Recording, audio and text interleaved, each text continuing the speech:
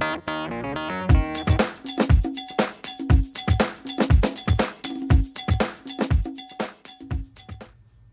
folks, Dr. McCarthy here.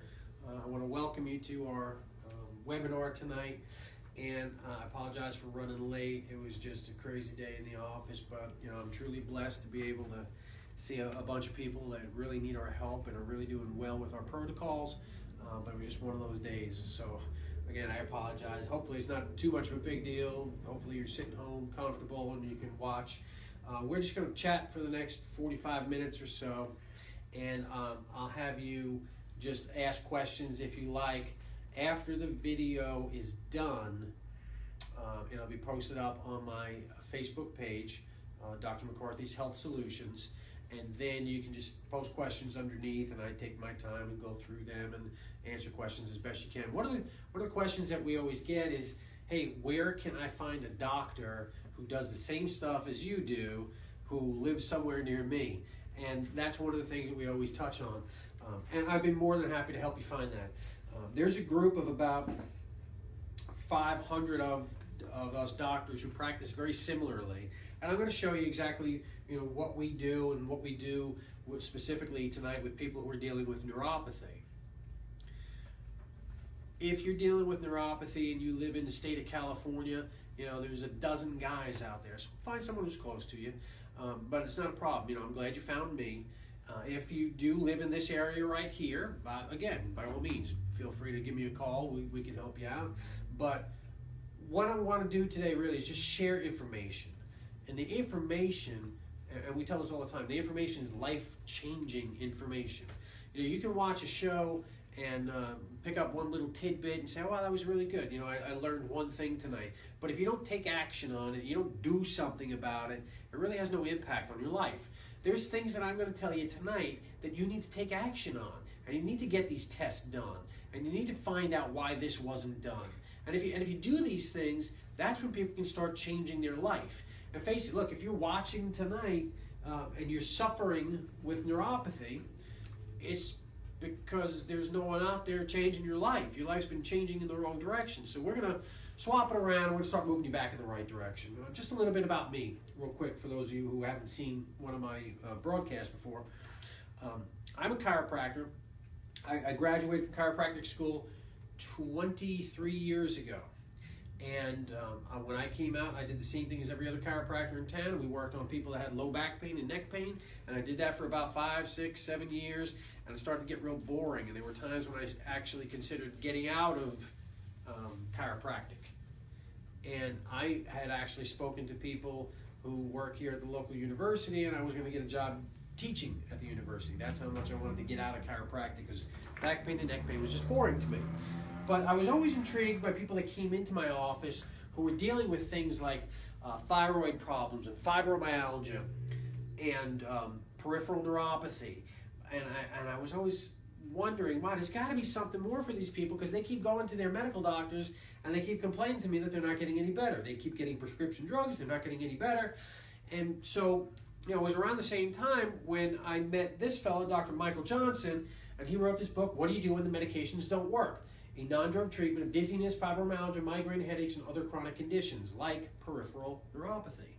So I started reading this book, and I was absolutely fascinated because Dr. Johnson is a chiropractor too. And I said, well, if there's a chiropractor out there who's doing these things and they can help these people that were perplexing me at the time, I said, I got to know more about this. So I started studying with Dr. Johnson. I studied with some of the brightest guys in the world. And so for the past 10 years or so, I wake up at 5 o'clock in the morning and I get up early to study, and I can study neurology and I can study functional endocrinology, and we study all kinds of biochemistry. And the reason that we do this is I'm trying to make me a better me so I can help you become a better you. And if there's things that you don't understand and I can explain them to you in language that you do understand, then you can take action. Problem is, there's not a lot of time in traditional healthcare to sit down and explain things. So it's typically like, all right, what do you have? Burning, numbness, and tingling. Yeah, that's neuropathy. Here's some Lyrica. And you get a prescription, you're out. And that's, and it's not, I'm not going to blame your medical doctor for that. That's the system that they live in. And that system is so tough on medical doctors that there's doctors by the hundreds who are leaving the profession on a daily basis. A good buddy of mine left, and he got sick and tired of it. He wanted to sit down and talk with people about nutrition and about exercise and about weight loss. And he was told, no, you got to move faster. You don't have enough time. There's no time in the day to do that stuff. And I give him a lot of credit. He just walked away from it and said, no more. I'm not going to do it anymore. If you can't do it the right way, why do you keep doing it? So that's what we do here in the office. We try and do things the right way. And we take time with our patients. There's days where, like tonight, where we ran overtime. And that doesn't bother me too much, all right? As long as people go home with information, people walk out of here, each day they come in, they walk out of here a little bit better than when they walked in, then I am confident that 6 months from now, a year from now, 5 years from now, they're going to be in a world better place. And that's our goal for everybody, is not to, here's something that's going to cover up your symptoms. That's not what we're about. We're talking about the underlying problems that are causing your symptoms in the first place. And tonight when we talk about it with neuropathy, there's going to be dozens of things up on this board that could lead to neuropathy. And if you don't have all of these things evaluated, and if there's problems in these areas cared for, then you're never going to get well. So I don't want to just look for something to cover it up. One of the things that we do here in the office is purely informational, is we send out a lot of DVDs. We created a bunch of DVDs. The first one that we ever created was the management of chronic neurological and metabolic conditions, breakthrough treatments in chronic health problems. And we talk about our approach to helping people dealing with chronic health problems. When we talk about the traditional healthcare in this country, if you have an acute crisis situation, like you were in a car accident, you got some trauma, you have a heart attack, you got a broken bone, we have the finest healthcare system in the world, bar none, the best. When you're dealing with a chronic healthcare problem, like fibromyalgia and thyroid and arthritis and kidney disease, then we're not so good. If you're dealing with peripheral neuropathy, we're not real good at that. This is not the right system. And so we made this DVD, Breakthrough Treatments for Peripheral Neuropathy, to show people like you that there is hope. You don't have to keep sucking down pills that destroy your brain. We're going to talk about that tonight. One of the things that we do is we act on giving neurons, your nerves, your brain, central nervous system, peripheral nervous system, we give your neurons what they need not only to survive, but to thrive. The nerves need two things. They need fuel and they need activation. Activation is really simple. You activate your nerves every time you get up and walk. You activate your nerves when you exercise. You activate your nerves when you are doing Pilates, when you're doing yoga. That's good activation. Sometimes when the nerves are sick, they need a lot more activation. That's the stuff that we do here in my office. We do very specific nerve activation here. Stuff that there's, nobody else is doing this combination of nerve activation that we do here in this office. Nobody else in North Carolina east of 95 does this stuff. And it's our own unique little niche. And I learned this from some of the brightest guys in the world. That's the activation. Your nerves need fuel. And the fuel comes in two forms. Glucose from the food you eat, and oxygen from the air that you breathe. And the glucose means that you need to be eating excellent food for your body to turn into glucose, for your body to make new fats and lipids so that you can make new cell membranes and myelin sheaths, the covering protective layer of your nerves. You also need to have an excellent source of oxygen. And in our polluted world, many times people aren't getting enough oxygen, and to add to that, they may even have anemia where they don't do a good job, the red blood cells don't do a good job of picking up that oxygen and delivering it where it needs to go. In many cases, your peripheral nerves. So if there's not enough oxygen getting to the nerves in your feet, guess what? They're going to suffer. But when you went in and asked your doctor, you told your doctor, I've got numbness and tingling and pain in my feet, they probably didn't check to see if you had anemia. They probably didn't check your oxygen levels with a pulse oximeter. And that's That's the standard of care. That's what should be done. So if you're not having this stuff done, you got to find someone who's going to do it. Actually, exercise with oxygen therapy is one of the things that we do with the overwhelming majority of our patients because it's just so critically important. I'm a contributing author to this book, Energize Your Brain, Change Your Life, an introduction to exercise with oxygen therapy. And in it, we talk about how oxygen is so critical for your overall health and how just breathing the air that we're breathing around here is not sufficient for someone dealing with a chronic health problem. So what I want to touch on here first is we'll put you in the middle. And we do this all the time. You know, everyone's different. Everyone's got different reasons that they deal with their issues. In our case tonight, everyone is different in why they have developed peripheral neuropathy. However, everyone that goes to the traditional healthcare provider and is diagnosed with peripheral neuropathy gets the same thing. You get a drug. You get Neurontin, gabapentin, or Lyrica. You know, those are the ones that are commonly prescribed. And these drugs are not without side effects, and we will touch on these things specifically. But we're going to talk about all the things that could possibly be leading to why you have peripheral neuropathy. The first thing is you need to have a proper neurological evaluation. And the brain is the master system of the body, your central nervous system, your brain stem, and your spinal cord. That's your central nervous system. It's a master system of the body.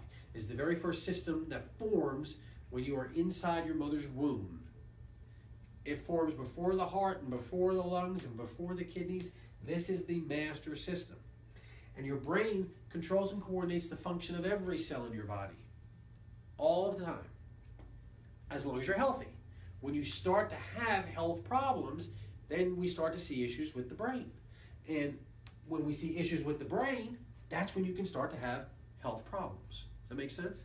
So you've got to have a proper neurological evaluation. And when we do this, we always compare the right versus the left side of your brain. We compare the top versus the bottom, the brain stem side by side. We compare the front versus the back. And we're always looking to see if there's symmetry and if there's equality. And if we see that one area is overworking and another area is underperforming, we have specific brain-based therapies that we can do to balance these things out. And we've got a whole host of treatments that we utilize here. We do things like light therapy, color therapy. You can wear colored glasses and it has an impact on the way your brain functions. We do eye exercises. Eye exercises are a powerful stimulation to your brain. And if you do them the right way, you can get miraculous results. That's one of the hallmarks of what we do here. Obviously, we talked about the oxygen therapy. We do oxygen therapy to stimulate your brain. We do all kinds of different therapies. But again, it depends upon what you need. There is no cookbook approach. It's not like medicine. You know, neuropathy, Lyrica. Headaches, Imitrex. You know, it's not like that in our office. So you've got to get the proper neurological evaluation first. We do that here in the office.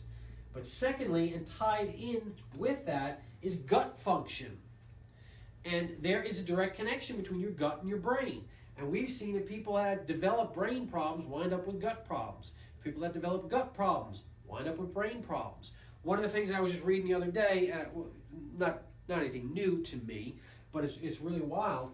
They've done studies on people that have suffered with a concussion, a traumatic brain injury.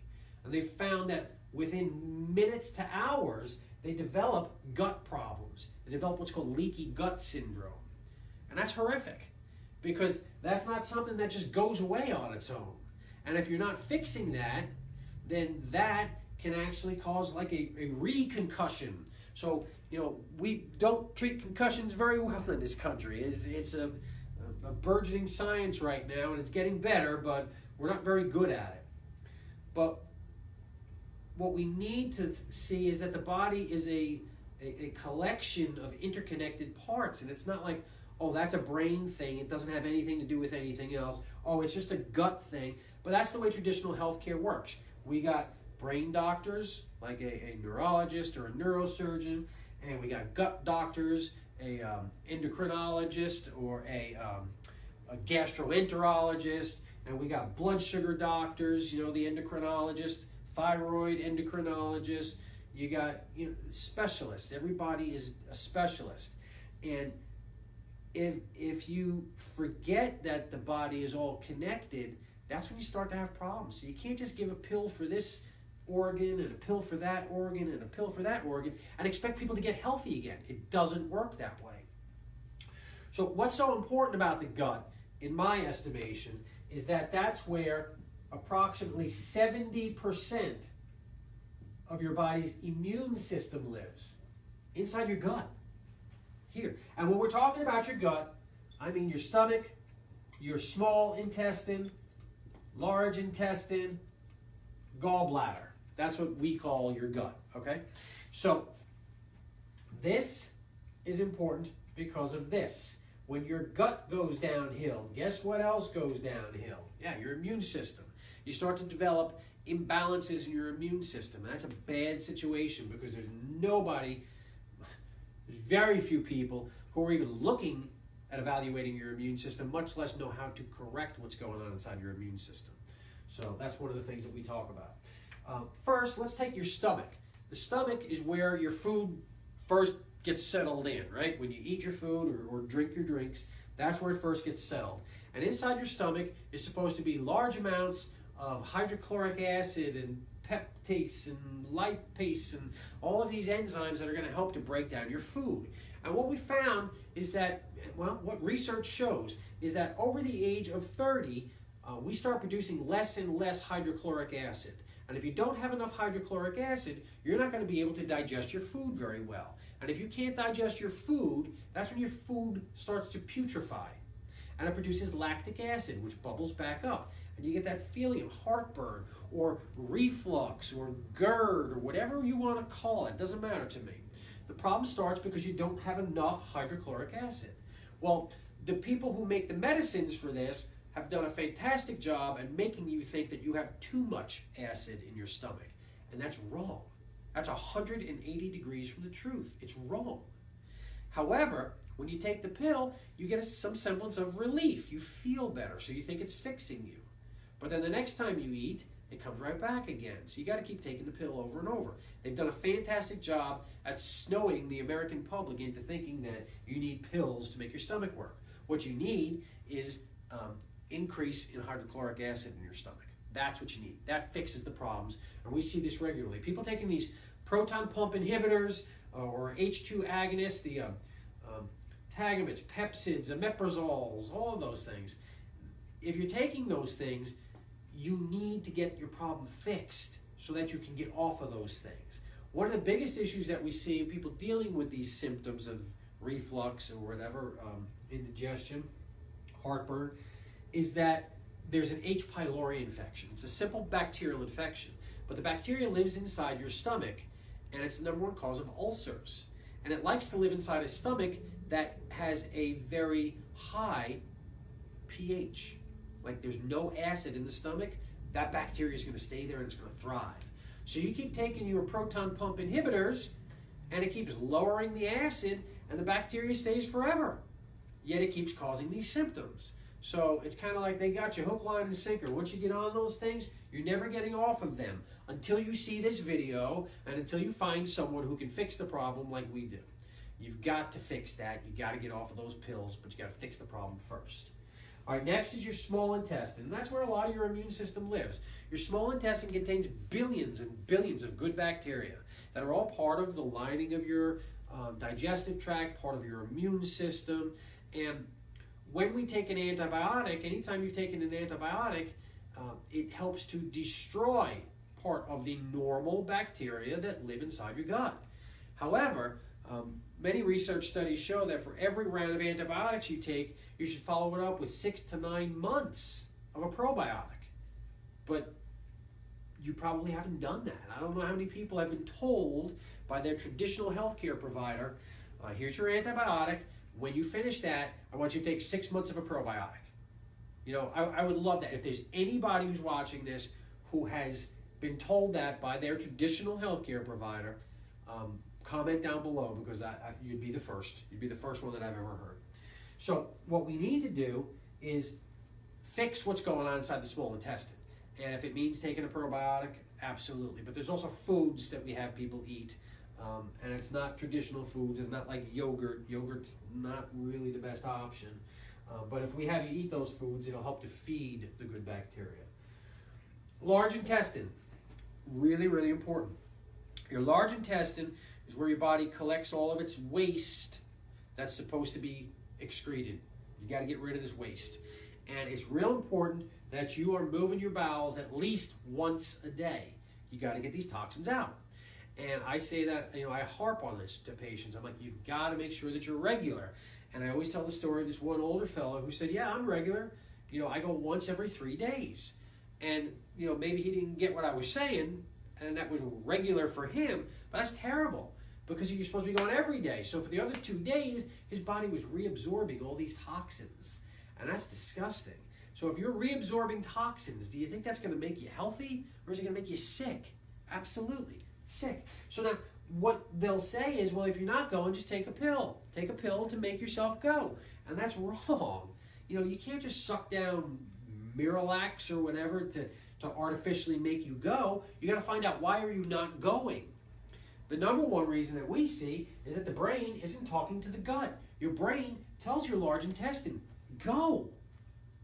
But there's things that we can do, and this is way cool. There's things that we can do to stimulate you, activate your neurons, that can make you move your bowels. I mean, it's not like that, but it's like, hey, if you do these 3 things every day, within a couple of weeks, you're moving your bowels every day because you're actually fixing the problem. See, I don't want patients here taking 47 different supplements. One to make you go, one to make you stop, one to get up, one to get down. That's insane. What we want to do is fix problems. And as we fix problems, lots of times people can go to their medical doctor and kind of get off medications. That's our hope. All right, large intestine. Gallbladder. Gallbladder is real important, right? We know that it helps, it produces bile, so it'll help you to digest fat.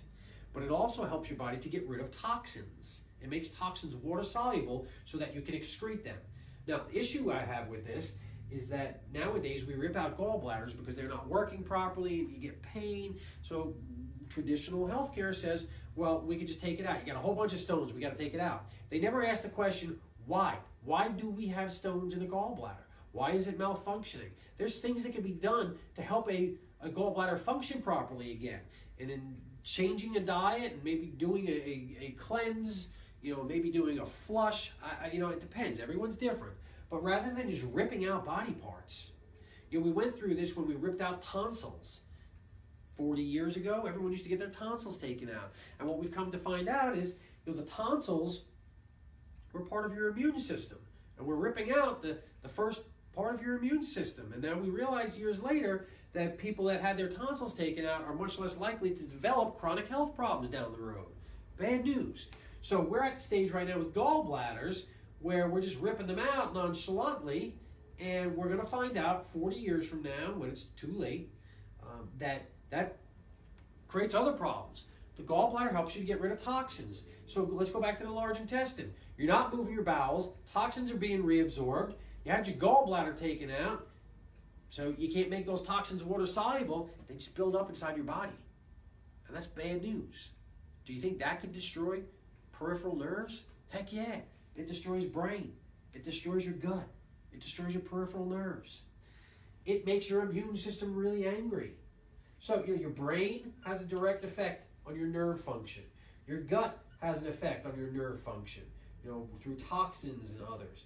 Your immune system can actually attack your peripheral nerves, an autoimmune neuropathy, where the immune system attacks the myelin sheath. That's what we see in something like multiple sclerosis, people dealing with MS. The immune system is destroying the myelin, and that's where you get these patches of sclerosis, multiple sclerosis on the nerves. Scary stuff. But again, if you don't fix what's going on here, the immune system is just going to continue to wreak havoc on you. And autoimmune diseases are something that we didn't see 40 years ago to the extent that we see them today. If you yourself don't have an autoimmune disease, you know somebody who does. And this was rare, 40 years ago. It's common nowadays. We're doing this to ourselves. You got to fix your brain, fix your gut, balance these things, your immune system will quiet down. A couple of other things that you need for a proper functioning immune system is vitamin D, essential fatty acids, and glutathione. Glutathione is an antioxidant that your body produces, and it makes large amounts of glutathione in your body when you are healthy. But when you develop chronic health problems, you don't make so much glutathione. So again, you got toxins, you can't remove them, you're not making antioxidants, you're not taking any kind of, you don't have large quantities of omega-3 fatty acids to put out inflammation, you don't have vitamin D because you're drinking milk, which is a poor source of vitamin D, amongst the other issues that we have with it. Nobody goes out in the sun anymore. They stay in, especially kids play video games. So, if you've got all of these things, that's a recipe for disaster. It's a recipe for an autoimmune condition. We've got to have a proper evaluation. Let me touch once more on the antibiotics. I like to talk about this one group. There's one specific group of antibiotics called fluoroquinolones. And this is like Levaquin and Cipro. These are like the best-selling antibiotics in the country. But we've known since 2008, 2009, somewhere around there. Even the FDA has come out with black box warnings on this, which means that the doctors got to look at this and say, wow, this is bad stuff. You better be careful with it. Yet, it's still in the top 10 prescribed medications in the country. That's pretty scary. Fluoroquinolones, it can be so damaging to people that there are groups on Facebook with hundreds, maybe thousands of members, fluoroquinolone survivor group, stuff like that. It's horrific what this stuff does. It destroys your muscles, it destroys your tendons, it destroys your nerves, it destroys your mitochondria, the power plant of all of your cells. It just destroys lives. And I'm talking, you could take, a 14-day course of this, but I see patients here that have taken it for 2 or 3 months. Every day, 2 or 3 months. And these people are messed up, and it takes a long, long time to kind of rebuild their gut and to rebuild their body. These things are damaging, which, it's just, that's the society we live in. We take drugs. We have 5% of the world's population. We take like 60% of the world's drugs. 5% of the world's population, 60% of the world's drugs. If drugs make you healthy, we should be the healthiest country in the world. The issue is drugs don't make you healthy. Drugs cover up problems. Now, don't get me wrong, there are some drugs that are wonderful and are necessary and are life-saving, but the overwhelming majority of drugs that we use here in this country are not good. It's not good for you. Here's the issue. We spend more money on drugs and more money on healthcare in this country per person than any other country in the world. So if drugs make you healthy, we should be the healthiest country, right? You can't argue with that. The issue is, 1950, we were ranked 5th in the world as far as healthiest countries. 2010, we're ranked 50th. So we went from 5th to 50th. That's spending more money on drugs and taking more drugs than any other country, and we went from 5th to 50th. So there's something wrong with this whole paradigm of take a drug, take another drug, and another drug, and another drug. I see people come in here who are taking 15, 18 prescription medications every day. I just don't understand what doctor thinks that that's making someone healthy. It's not. What needs to be done is you've got to fix problems, fix things like this so you can get off of drugs. And this is what makes me happy. There's not a day that goes by here in the office where a patient doesn't come in and say, I went back to see my doctor and they told me to get off the blood pressure medication.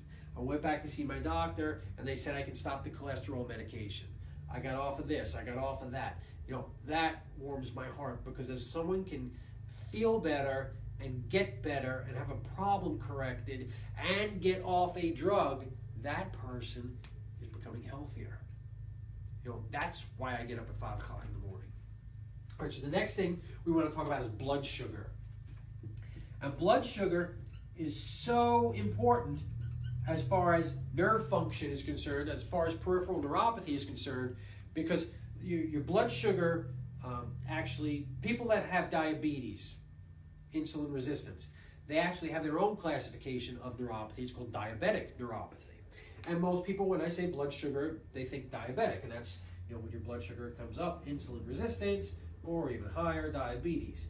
And then when your blood sugar goes low, that's hypoglycemia, and that's just as bad. See, I want everyone's blood sugar to be sitting in the 85 to 99 range. So, it looks like this throughout the course of the day. And this is what we see with people dealing with chronic health problems like neuropathy. Blood sugar's going way high, way low, way high, way low. And that's someone who's got a really large hemoglobin A1C, the blood test. And if you haven't had yours checked, you need to have yours checked. The issue is that your brain and your nerves need a constant supply of glucose. But when your blood sugar gets too high, you become insulin resistant. And the cells are resistant to the insulin, and you can't get glucose in. So the brain doesn't have enough glucose coming in. It doesn't work well. Your peripheral nerves don't have enough glucose coming in. It doesn't work well. Secondarily, when you get hypoglycemic, your blood sugar goes too low, there's not enough blood sugar, so you can't get sugar into the brain or into your peripheral nerves. And if this is the way you're living your life, which is very common, like 60, 70, 75% of the patients who come in here with neuropathy have this roller coaster.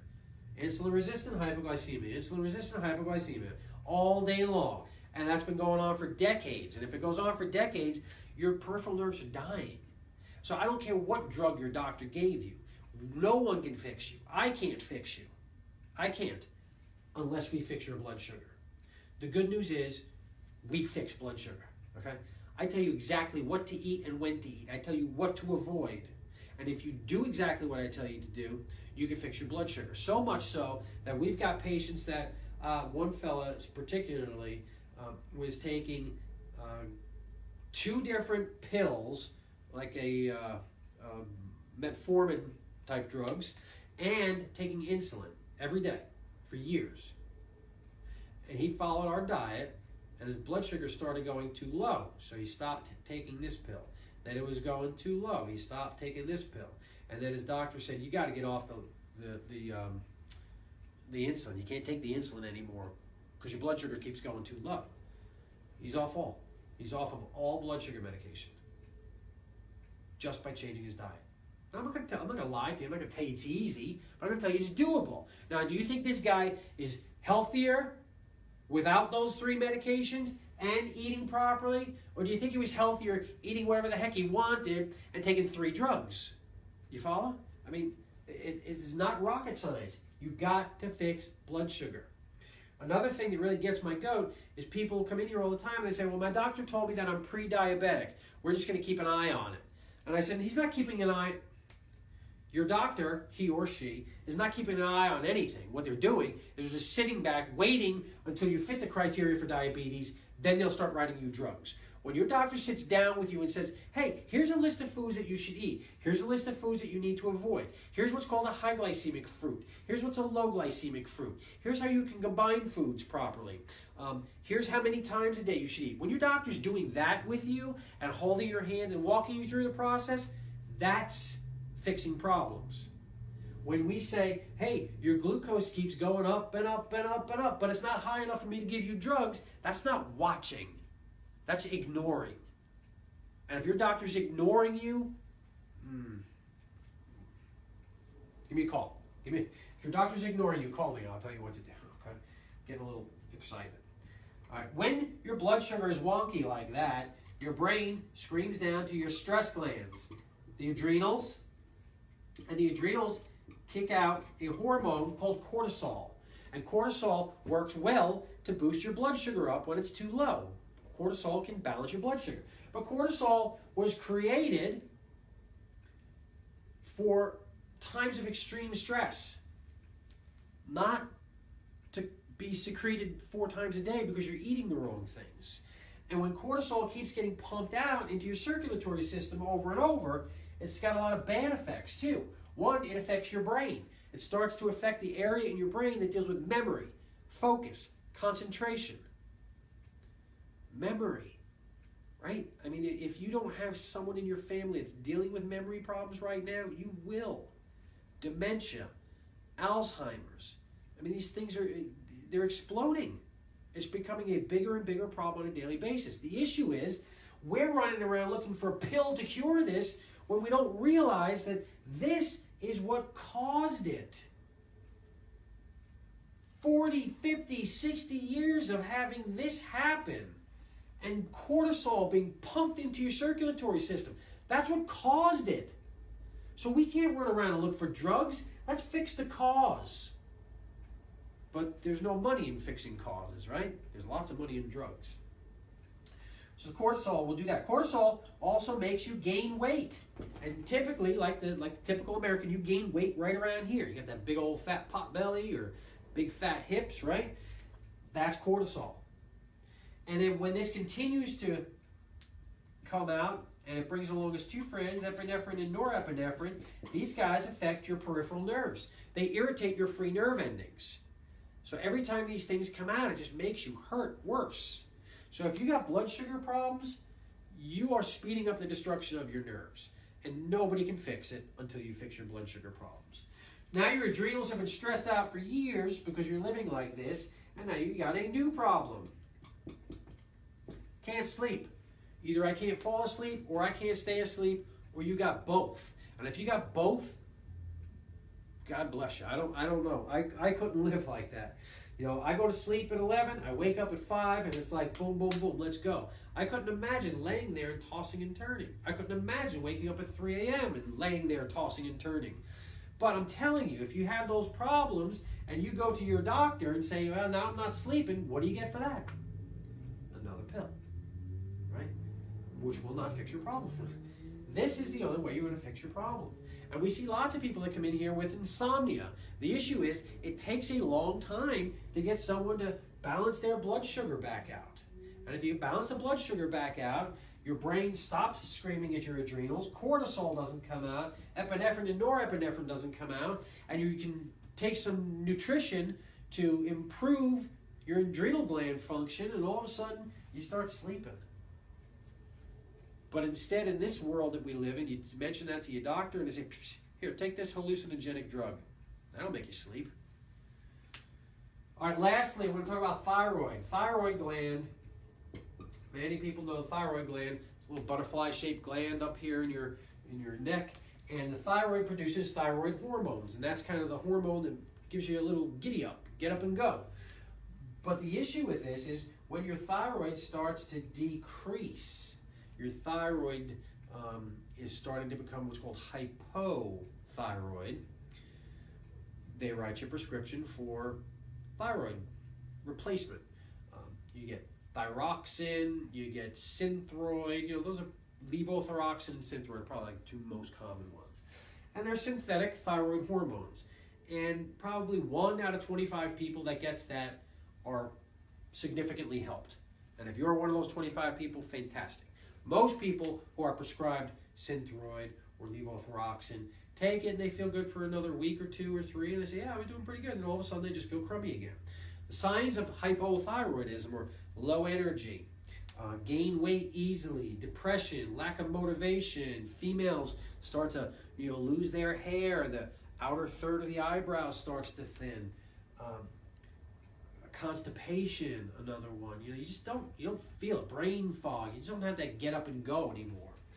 So when you do a thyroid evaluation, you tell your doctor, I'm tired, blah, blah, blah, and it takes years typically before your doctor will finally run the proper blood tests and diagnose you.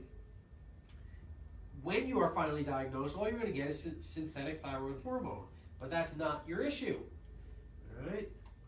Your hypothalamus produces thyroid-releasing hormone.